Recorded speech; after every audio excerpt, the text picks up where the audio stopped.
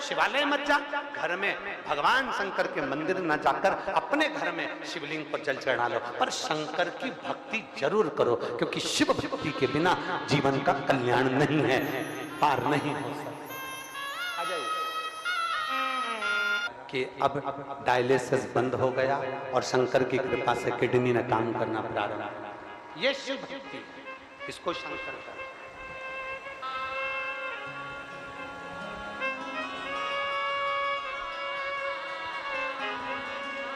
एक अविरल भक्त, एक विश्वास। 2 लोटा जल लेकर चली,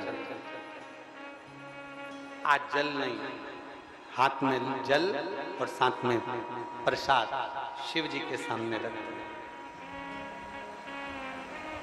मेरे पास कुछ भी नहीं है भोलेनाथ, ये बेलपत्री के पेड़ के नीचे मुझे ये प्रसाद मिला था, मैंने तुझे ला कर दिया।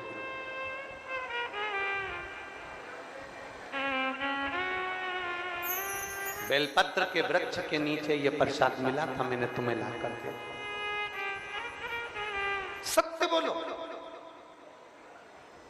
शिव के सम्मुख में सत्य बोलो। पड़ोसी के घर के फूल तोड़कर लेकर अगर भगवान को चढ़ा रहे हो तो पहले भगवान से कह देना लीलाबाई के घर के।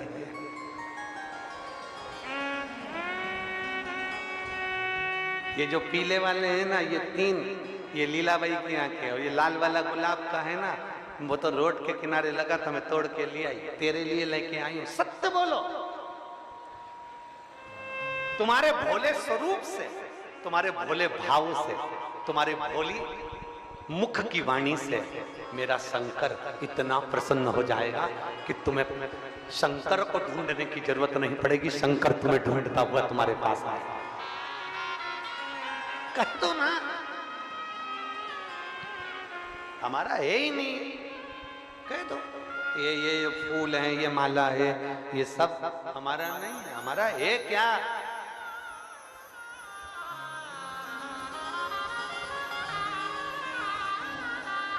सारी भगवान शंकर को सब चीज जो चढ़ाई जा रही है वो सब की सब कौन सी अच्छी, सब झूठी होने के बाद भी शिव स्वीकार कर रहे हैं। सब झूठी होने के बाद भी स्वीकार। तेरी पूजा में जल ले आई, उसे मछली भी झूठा कराई, जल कैसे चढ़ाऊं भोले कैसे महादेवा, भोले कैसे करूं तेरी सेवा। तेरी पूजा में दूध ले आए, उसे बछड़ा भी झूठा कराए। कभी चिल्लाकर नहीं बोलना, उसे कुछ नहीं आता। आप मत बोलो चिल्लाकर कि उसको ये नहीं आता। नहीं, अपना गुण भी किसी को मत बताओ, दूसरे का अवगुण भी मत बताओ। कई सास कह देती है मेरी बहू में तो अकल नहीं है, उसमें तो लक्षण नहीं है। चिल्ला चिल्ला कर पड़ोसी क्या कह दिया, रिश्तेदारों में कह दिया मेरी बड़ी बहू अच्छी है, छोटी बहू ऐसी है, छोटी अच्छी है, बड़ी अच्छी ऐसी है। तो हमने चिल्ला चिल्ला कर अवगुण बताया, और जितना जितना हम अवगुण बताते हैं वो बहू अंदर से उतनी उतनी टूटती चली जाती है, फिर वो सम्मान नहीं करती, आदर नहीं करती। आप उसके अवगुणों को बताओ मती, उसके अवगुण को छुपाकर ये प्रयास करो कि मेरी बहू को मैं एक दिन सिखा कर रहूंगी और अच्छा बनाकर रहूंगी। यह उसके अंदर गुण लाकर हम अवगुण बता रहे हैं।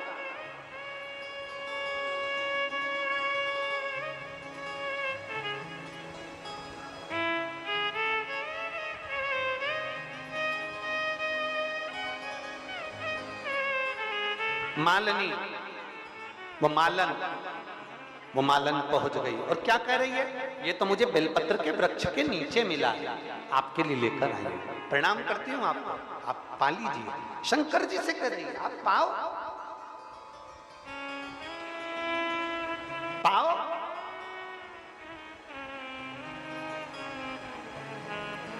जिद पकड़ ली उस मालन ने। जिद, ऐसी जिद तुमने कभी नहीं पकड़ी होगी। तुम भगवान के सामने भोजन बनाकर ले जाते हो, भोग लगाते हो, उठाकर लाते हो, पूरा खा जाते हो। कभी तुमने भगवान के सामने जाकर जिद पकड़ी? हे कन्हैया, हे मेरे राम जी, हे मेरे ठाकुर जी, हे मेरे भोलेनाथ जी, ये लेकर आई हूं, खाना तो पड़ेगा। जब तक नहीं खाओगे तब तक मैं भी नहीं खाऊंगी। जिद जिद होती है। मालन ने जिद पकड़ी, मुझे ये बेलपत्री के पेड़ के नीचे से मिला है, तुम्हें खाना पड़ेगा, तुम्हें जीना पड़ेगा। बैठ गई। शिव जी नहीं आए, शंकर नहीं आए। माली ढूंढने के लिए निकला। माली ढूंढने के लिए निकला। माली को लगा मेरी पत्नी कहाँ रह गई, आज दिन भर से नहीं दिखी। दिन भर की कब की गई मंदिर? मंदिर में गया माली। माली ने देखा कि पत्नी भगवान शंकर के शिवलिंग से लिपट कर बैठी थी और सामने प्रसाद रखा हुआ था और कह रही है कि खाओ पाओ, खाओ पाओ, बार बार कह रही है। पति ने उसको जगाया, बावरी हो गई है, तू क्या पागल हो गई है, चल उठ चल। पत्नी कहती है नहीं, जब तक ये नहीं पाएगा तब तक मैं जाऊंगी नहीं। शिवलिंग को लपेट कर रोती रही, बाबा आना पड़ेगा, खाना पड़ेगा, बाबा आना पड़ेगा, खाना पड़ेगा। अब तो बाबा था, कभी अपने असली स्वरूप में मेरा बाबा नहीं आता। किसी साधु के वेश में, किसी साधारण के वेश में, किसी सन्यासी के वेश में, किसी स्त्री के वेश में, किसी पुरुष के वेश में, किसी बच्चे के वेश में, किसी दूसरे के वेश में मेरा बाबा आ जाता है। और मेरा बाबा आया और बाबा ने आकर तुरंत हाथ से पात्र उठाकर कहा, मालन ये किसका प्रसाद रखा है? मालन ने कहा ये शंकर जी के लिए रखा है। मैंने रखा है? मालन मुझे भूख लग रही है, मैं बहुत दूर से चलकर आया हूं, क्या मैं इस प्रसाद को खा लूं? क्या मैं इस प्रसाद को खा लूं? मालन ने कहा मैंने तो बाबा के लिए रखा था, पर आप यदि भूखे हो तो आप खा लो, मैं बाबा को दूसरा बनाकर खिला दूंगी। इतने में बाबा ने कहा मालन तू तो ये प्रसाद की जिद पकड़ कर बैठी है भोलेनाथ जी से कि तुम्हें खाना पड़ेगा। मालन कहती है जिद मैंने पकड़ी है, पर भूख तुम्हें लग रही है ना, इसलिए तुम इसको पालो, पथिक हो, खाकर तुम जाओ, मैं बाबा से बात कर लूंगी। बस भोलेनाथ जी ने उस प्रसाद का कणका मात्र मुख में लिया, और जो मुख में लिया, मुख में लेते से ही मालन पीछे पलट कर देखती है तो चलते हुए मेरे महादेव निकल के जा रहे हैं। ये प्रतिबिंब मालन, प्रतिबिंब।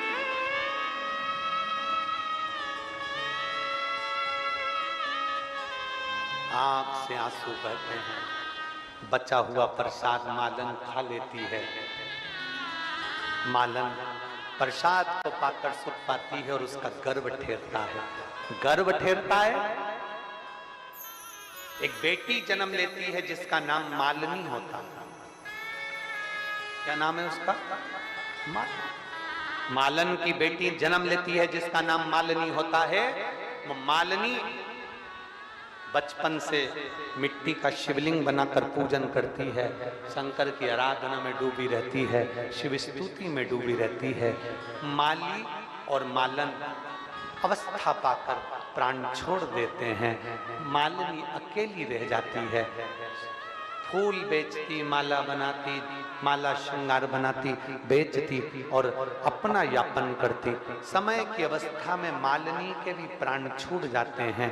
प्राण छूटने के बाद मालिनी शंकर का श्रृंगार करते करते प्राणों को छोड़ती है, तो पार्वती जी की सहेली बनकर निवास कर लेती है मालिनी। पर पूर्व के समय का जो भान था, पूर्व के समय का जो ज्ञान था, मालिनी पार्वती जी की सहेली तो बन गई, शंकर जी की आराधना में डूब गई, शिव की स्तुति में डूब गई। पर मालिनी आज शंकर की स्तुति में डूबी थी और डूबी डूबी एक दिन जल भरने के लिए सरोवर में जाती है, शिव के पूजन के लिए। क्या देखती है कि अपने प्रतिबिंब को देख लेती है जल में। जो जल में प्रतिबिंब देखा, देखकर सोचती है कि मैं तो सुंदर नजर आ रही हूं, मैं सुंदर दिख रही हूं।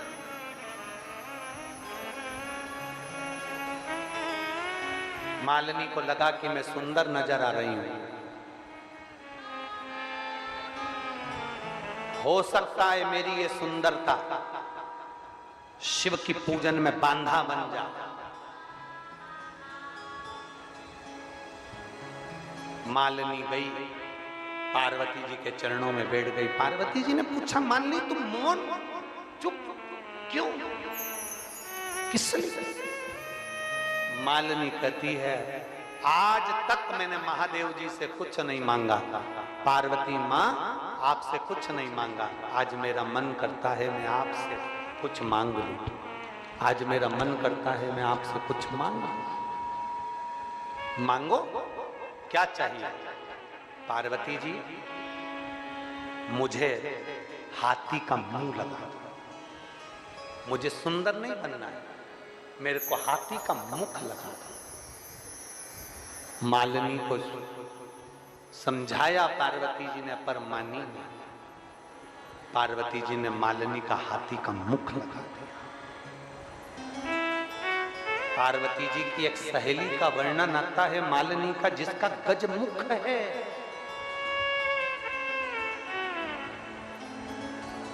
गजमुख, जिसको गणेश जी महाराज की धाय माता के रूप में भी माना गया कि गणेश जी महाराज को मालिनी अपनी गोदी में खिलाती है। गजानन गजमुख, गजमुख। शिव को रिझाने के लिए बहुत सारे धन दौलत संपदा और बहुत सारी वस्तुओं की जरूरत नहीं है। मालिनी का चरित्र कहता है, मां पार्वती जी की सखी का चरित्र कहता है कि एक लोटा जल से भी आप शिव को रिझा सकते हो। बस अपना हृदय भोला रखना, साफ रखना, निर्मल रखना। एक पत्र है, बड़े भाव के साथ दिल से बाबा से प्रार्थना करेंगे।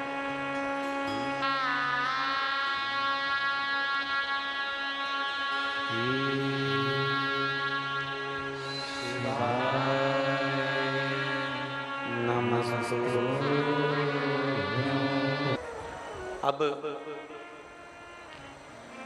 मां जगतजननी पार्वती जी विराजमान। तारकासुर के मरने के बाद में, तारकासुर के प्राण छूटने के बाद में, तारकासुर के जाने के बाद में तीनों ने विचार किया, तारकाक्ष, विदुम्माली, कमलाक्ष की तीनों ने विचार किया,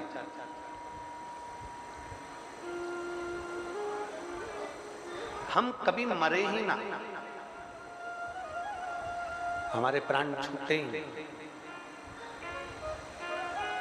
ऐसा कोई उपाय किया जाए, ऐसा कुछ किया जाए जिससे हमारे प्राण ही ना छूटे।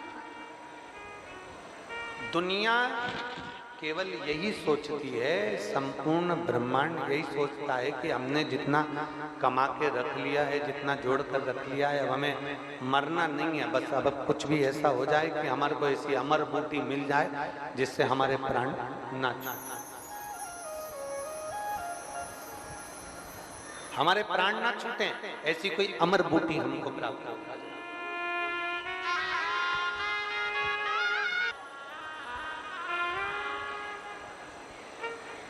हमने पहले भी कथा में कहा है कि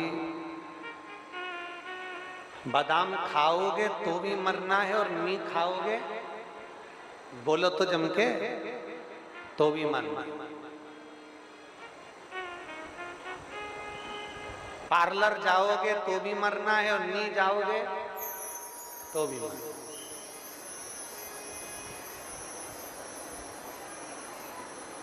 मरना सबको है,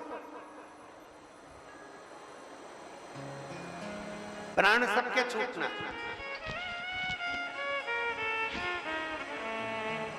जाना सबको है, पर सब एक अंदाजा लगा कर बैठे हैं कि चाहे कुछ भी हो मैं ना मरूं। शिव महापुराण की कथा कहती है पाप इन हाथों से हुआ है तो प्रायश्चित भी इन्हीं हाथों से करते हुए चलना। झूठ इस मुख से बोला है तो सत्य भी इसी मुख से बोलते हुए चलना। पाप इस शरीर के द्वारा हुआ है तो प्रायश्चित भी इस शरीर के द्वारा करते चलना।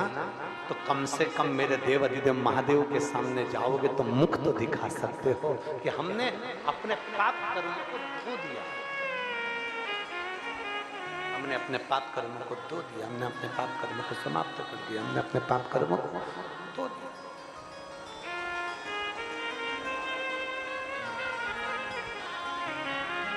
फिर निवेदन, अरे मत बुरे कर्म कर बंदे वरना पछताएगा, भगवान की आंखों से तू बच नहीं पाएगा, तू बच नहीं पाएगा।